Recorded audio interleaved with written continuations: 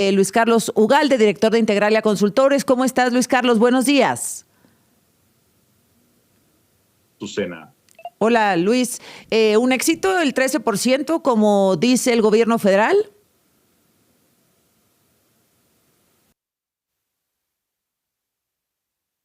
El criterio era que el pueblo iba a purificar. Me parece que esta elección pues no es purificación, es un fracaso, no hay manera de poder leerlo de otra manera. 13%, y hay que tomar en consideración que hubo un gran ejercicio de movilización, hubo una enorme campaña de promoción por parte del Congreso, por parte del gobierno, y si además el otro punto de referencia es la consulta que hubo en 2022, que es, digamos, la otra elección no constitucional como las conocemos, creo que es una cifra muy baja. Esto fue como algo extraordinario, pero a ver, la cifra que refieres es la de la revocación de mandato. Ahí participaron entre el 17 y el 18%, que recordemos no fue vinculante o no era vinculante porque la misma ley marca que por lo menos para que fuera válida el 40% tenía que votar. Bueno, en esta revocación de mandato votó el 18%, que es obviamente mayor que la participación que registramos ayer, Luis Carlos. Sí, así es, efectivamente, es significativamente mayor.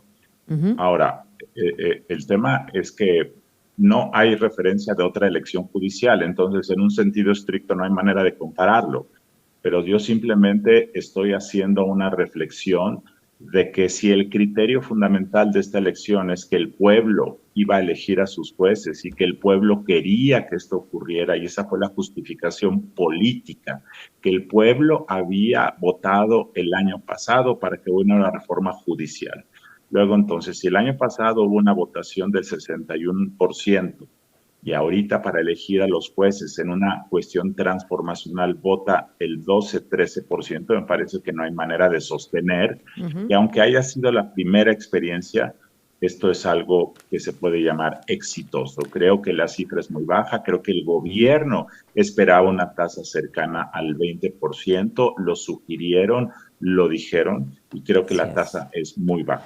Y a ver, Luis Carlos, tú que sabes muy bien de este tema, bueno, Luis Carlos Ugalde, usted lo sabe, estuvo en el Instituto Nacional Electoral, en el INE. Luis Carlos, a este 13%, pues todavía no sabemos cuánta gente de manera consciente anuló el voto, puso frases o no los supo utilizar, y entonces hay una buena parte de estos votos que no son válidos, es decir, no es votación efectiva.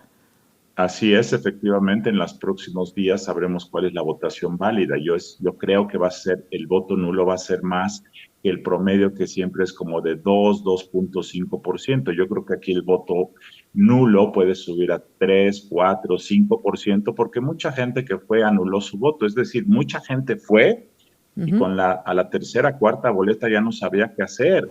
Entonces yo mismo, que estuve ayer votando, voté por algunas boletas, pero hubo algunas que no tenía idea de por quién votar o porque no estaba convencido y las anulé. Entonces probablemente la boleta de la Corte pueda tener la tasa más alta, que será quizá del, digamos, 10% de la votación válida, pero cuando llegues a las boletas para jueces locales de la Ciudad de México, a lo mejor ahí la tasa efectiva de participación acaba siendo 6-7%. Eso es probable que veamos. Ahora, una parte es esto, doctor Luis Carlos Ugalde, bueno, que llegas a la tercera boleta y ya no supiste qué hacer, la cuarta ya no sabes ni quiénes son, la quinta ya te cansaste, etcétera. Pero hay otra parte de la población, no sé qué porcentaje, ayer vi algunos ejemplos en redes, que la anularon conscientemente diciendo, no los conozco, esto fue un fraude, etcétera. Ese tipo de nulidad, no sé si sea la palabra correcta, consciente, no por desconocimiento.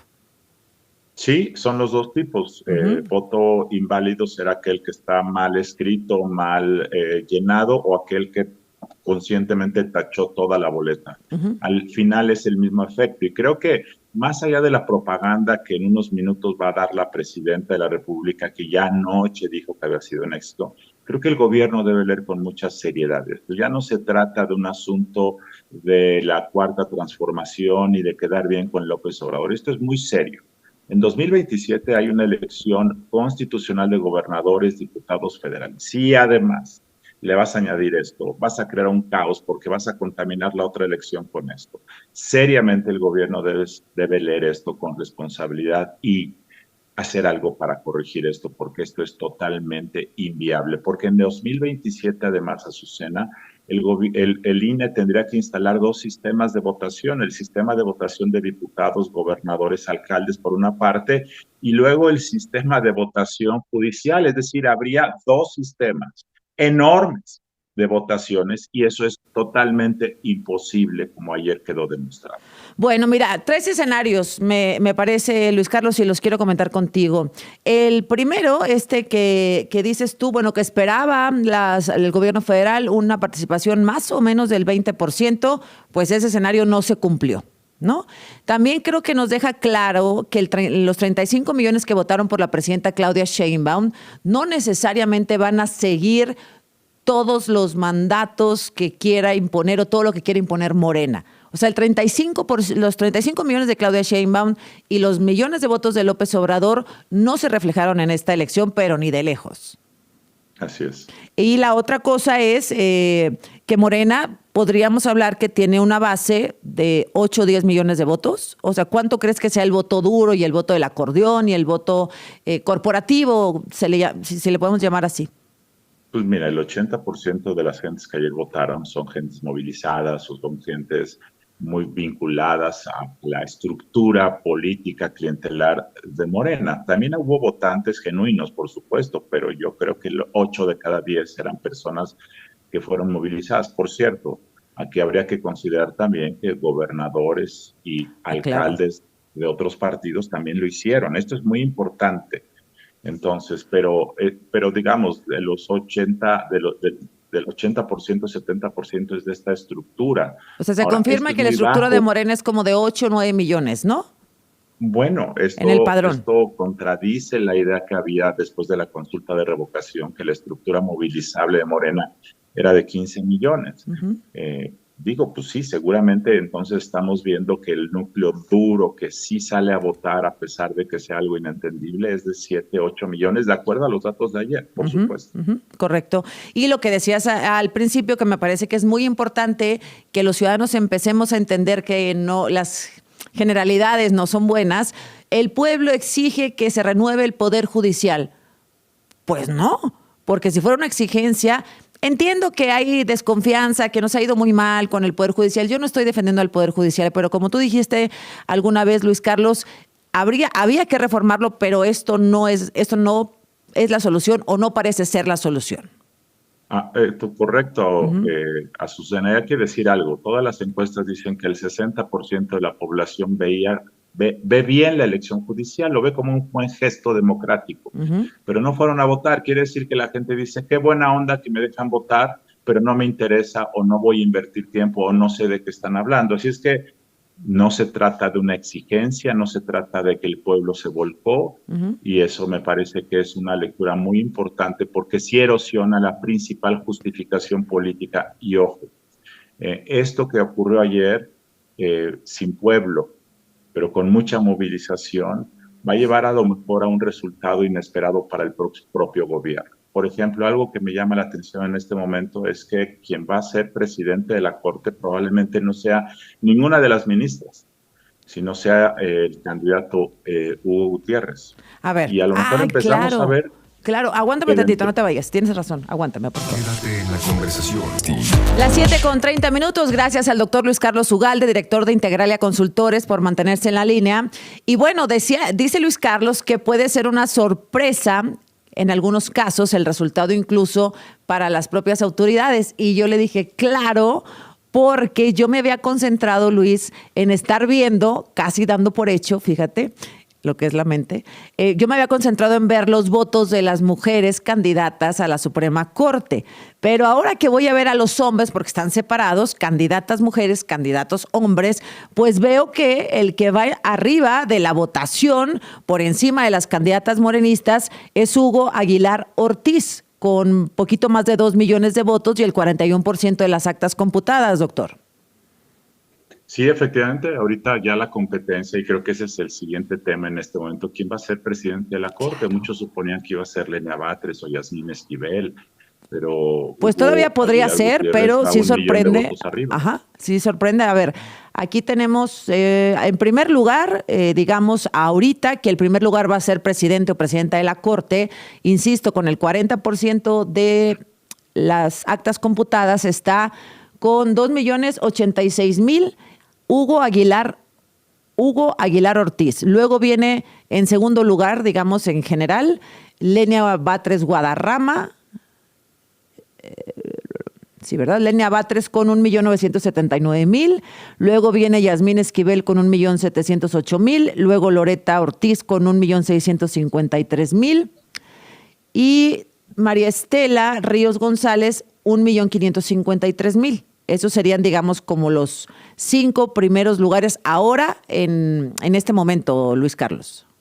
Así es, falta el 60% de las actas, pero esto te marca una tendencia, es decir, puede acabar siendo que a pesar de que esta es una elección, como hemos dicho, inducida, pues hubo una gran competencia al interior de los acordeones. Sí. Ayer me explicaban que hubo muchos acordeones regionales, de gobernadores, de senadores, de diputados, entonces esto te refleja. Y también hubo acordeones de gobernadores y de alcaldes de otros partidos. Esto es importantísimo decirlo, porque esos acordeones, por supuesto, que pueden cambiar el balance y entonces generar resultados inesperados como este. Claro. Esto es bueno, es malo para la Corte. No quisiera entrar en ese debate, pero sí es algo inesperado porque todo el mundo suponía que iba a ser una mujer.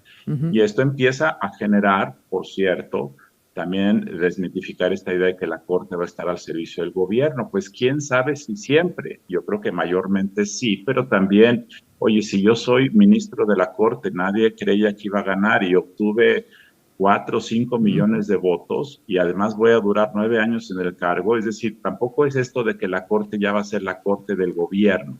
Sí, en un sentido, no en otro sentido, porque cuando ves que ganas votos y que además puedes ganar una elección, las cosas empiezan a cambiar. Bueno, Hugo Aguilar Ortiz, evidentemente las 3 ministras que ya conocemos pues son cercanas a Morena, ¿verdad? Favoritas de uno u otro grupo dentro del partido. Pero, ¿cómo identificas a Hugo Aguilar Ortiz? Pues mira, Hugo Aguilar Ortiz trabaja en el Instituto Nacional de Derecho de Pueblos Indígenas, es el coordinador nacional de vinculación, es de Oaxaca, su carrera profesional ha sido en la defensa de asuntos indígenas, estuvo en la Procuraduría para la Defensa del Indígena, fue integrante del Cuerpo Asesor del Ejército Zapatista de Liberación Nacional en los años 90, es decir, es un activista de derechos indígenas que entró en esta competencia y que de alguna forma el gobierno lo hizo propio, lo incluyó en su lista de personas que deseaban apoyar, pero probablemente él empezó a adquirir una lógica propia, una fuerza propia, empezó a hacer sus negociaciones y el movimiento indigenista del país además lo apoyó. Entonces, es una cosa para mí muy inesperada que puede cambiar un poco la dinámica de la conformación que estábamos esperando. El resto de los que están en los primeros 9 lugares, la mayor parte ya habían sido previstos, circularon en estos acordeones de la semana, las últimas 2 semanas, igual que Hugo, pero nadie veía que Hugo pudiera venir en primer lugar. Ya veremos lo que pasa, porque además las casillas que se van a contabilizar en las próximas horas, por cierto, son las casillas seguramente que tuvieron más participación, por eso están tardando más en contar. Entonces es probable que el componente de votación de las que vienen sea, digamos, de más componente movilizador, y esto podría cambiar esto quizá, pero ya veremos. Pues sí, veremos. Por lo pronto, el dato que tenemos es el 13% de participación, que no te parece un éxito. No creo que haya manera de llamarlo éxito cuando el criterio fundamental fue que el pueblo exigía elegir a sus jueces y cuando va 1 de cada 10 a votar, no me parece que sea un comportamiento de exigencia ni de deseo político de participación. Doctor Luis Carlos Ugalde, gracias como siempre. Gracias. Gracias, buen día. Está en la línea Rafael Archondo, él es periodista boliviano. Con él hablamos el 20 de junio